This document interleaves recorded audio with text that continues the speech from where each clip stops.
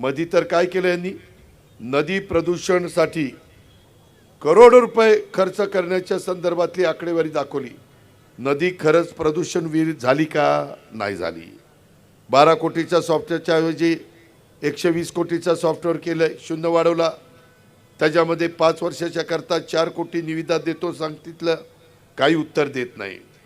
बाबा आस्केडवरून मी पाणी मंजूर केलं, पावण्याचं पाणी कमी पडतंय म्हणून माझ्या मायमाऊलीला, तर पाण्यासाठी जॅकवेल भाग कामात 30 ते 35% जादा दरांनी निविदा कशासाठी काढल्या? ह्यांची घरदारं भरायला काढल्या. जुना विकास आराखडा 1430 आरक्षणपैकी 800 पेक्षा जास्त आरक्षण कॉपी पेस्ट करून 7 मे 2024 मध्ये विकास आराखड्यामध्ये तयार केले. ह्याच्यामध्ये काही हजार कोटीचा मलिदा गोळा केलाय. अशा पद्धतीनं यांनी भूमिपुत्रांच्या जमिनीवर आरक्षण टाकली आणि बिल्डरांच्या जमिनी मोकळ्या केल्या. हे भूमिपुत्रांचे दार्जिने नाही आहेत, बिल्डर दार्जिने आहेत.